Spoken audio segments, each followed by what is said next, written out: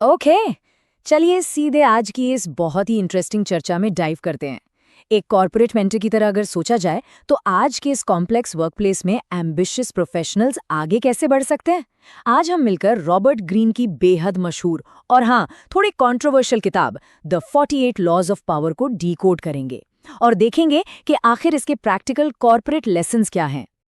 अब सबसे बड़ा सवाल जो हर जगह सामने आता है, आज के इस आधुनिक कॉर्पोरेट जंगल में सच्चा इन्फ्लुएंस यानी प्रभाव आखिर कमाया कैसे जाता है। क्या लंबे समय तक चलने वाले करियर बनाने के लिए निर्दयी या रूथलेस तरीके अपनाना जरूरी है, या फिर एथिकल स्ट्रैटेजीज असल में ज्यादा काम आती हैं? हम इन दोनों पहलुओं पर पूरी तरह से विचार करेंगे। इसकी शुरुआत की कहानी काफी दिलचस्प है। 1995 की बात है। रॉबर्ट ग्रीन हॉलीवुड में काम कर रहे थे। वहां उन्होंने नोट किया कि आज के एलीट पावर प्लेयर्स और इतिहास के शक्तिशाली लोगों जैसे जूलियस सीजर में अजीब सी समानताएं हैं।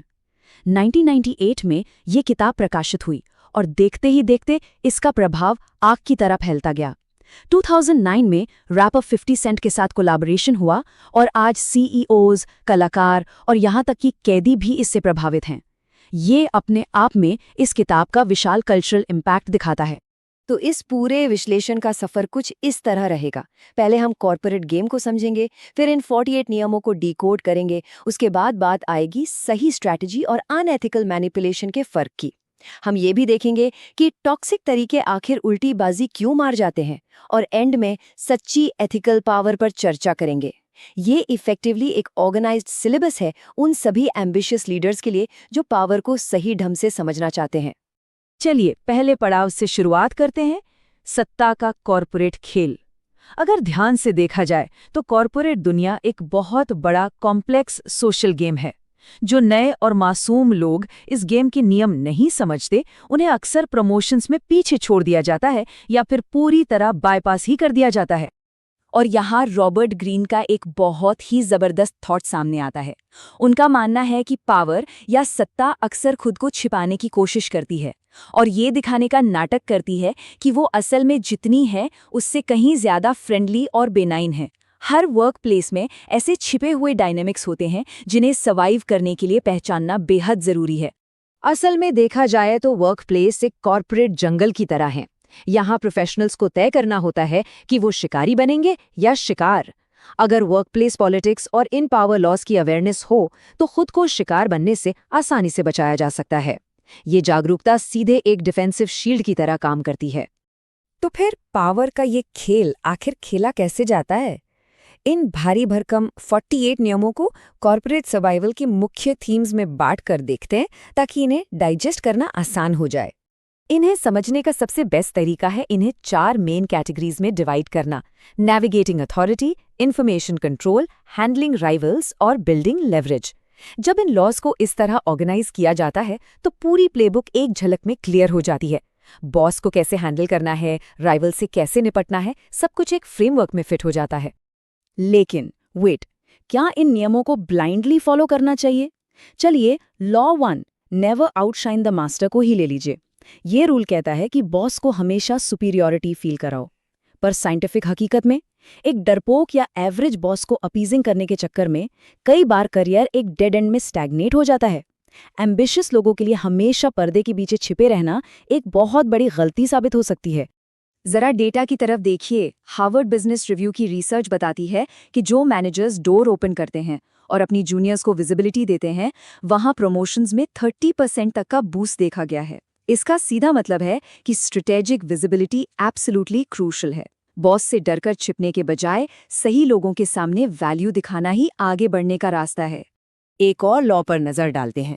लॉ 4 से लेस देन नेसेसरी, हमेशा जरूरत से कम बोलना। कहा जाता है कि इससे एक मिस्ट्री बनती है, पर रिसर्च बिल्कुल उल्टी बात कहती है। ग्रुप डायनामिक्स की स्टडीज बताती हैं कि जो लोग किसी ग्रुप में अर्ली और एक्टिवली बात करते हैं उन्हें ज्यादा कॉम्पिटेंट माना जाता है और उन्हें ही लीडरशिप रोल्स मिलते हैं। जरूरत से ज्यादा चुप रहना किसी को भी इनविजिबल बना सकता है। अब हम आते हैं एक बहुत ही फाइन लाइन पर, सही स्ट्रैटेजी और अनएथिकल मैनिपुलेशन के बीच का फर्क। साइंटिस्ट्स और क्रिटिक्स ने ये एनालाइज करने की पूरी कोशिश की है कि आखिर कब एक जरूरी सेल्फ प्रोटेक्शन स्ट्रैटेजी किसी दूसरे को नुकसान पहुंचाने वाली मैनिपुलेशन बन जाती है। अगर इन मैकियावेलियन नियमों को साइंस के चश्मे से देखें तो कई फ्लॉज क्लियरली दिखते हैं। जैसे लॉ 2 कहता है दोस्तों पर शक करो, लेकिन साइंस साबित करती है कि कोऑपरेशन हमेशा दुश्मनी को हरा देता है। लॉ 7 दूसरों का क्रेडिट चुराने की बात करता है, जिसकी वजह से कंपनी का बेस्ट टैलेंट चिढ़कर डायरेक्टली कॉम्पिटिटर्स के पास चला जाता है। और लॉ 11 लोगों को खुद पर डिपेंडेंट बनाए रखने को कहता है, जो प्रैक्टिकली एक बहुत कॉस्टली और एनर्जी ड्रेन करने वाली स्ट्रैटेजी है। तो यहाँ सवाल उठता है कि ये टॉक्सिक टैक्टिक्स आखिर उल्टी क्यों पड़ जाती हैं? जब ऑफिस के आम एनवायरनमेंट में बिना कैलिब्रेट किए इन रूल्स का ठीक से इस्तेमाल नहीं होता, तो पावर और स्टेटस मिलने के बजाय रिजल्ट होता है अकेलेपन और कंप्लीट आइसोलेशन। इसे एक बहुत ही सिंपल रनिंग रेस की एनालॉजी से समझते हैं। एक हार्मफुल टैक्टिक ये होती है कि दुआ की जाए कि राइवल को कम मार्क्स मिले या वो किसी तरह रेस में गिर जाए। इसके बिल्कुल ऑपोजिट हेल्दी एम्बिशन ये है कि अपनी सारी एनर्जी परफेक्ट स्कोर लाने या खुद रेस जीतने में लगाई जाए। असली सक्सेस खुद बेहतर बनने से आती है, किसी दूसरे को नीचे गिराने से नहीं। और इंटरेस्टिंग बात यह है कि इस किताब के लेखक रॉबर्ट ग्रीन भी इस बात से अच्छी तरह वाकिफ हैं। उन्होंने खुद एडमिट किया है, मैं शायद 4 या 5 ऐसे नियमों को पॉइंट आउट कर सकता हूं जो ओवर्टली मैनिपुलेटिव हैं। इन्हें एक हेल्दी पिंच ऑफ सॉल्ट के साथ लेना चाहिए। इसका साफ मतलब है कि ये लॉज कॉर्पोरेट दुनिया की हार्श रियलिटी जरूर दिखाते हैं, पर इनका ये बिल्कुल मतलब नहीं कि आगे बढ़ने के लिए सभी को टॉक्सिक ही बनना पड़ेगा। तो इस सब के बाद आखिर सही डायरेक्शन क्या है? यहाँ एंट्री होती है ethical power and lasting influence की। जो सच में सक्सेसफुल लीडर्स होते हैं वो इन कंट्रोवर्शियल रूल्स को सीधा एक एथिकल फिल्टर से निकालते हैं, क्योंकि इसी तरीके से लंबे समय तक टिकने वाला स्टेटस बिल्ड होता है। उदाहरण के तौर पर लॉ 13 लोगों के प्योरली सेल्फिश इंटरेस्ट को टारगेट करने के लिए कहता है, पर इसका एथिकल फिल्टर क्या होगा?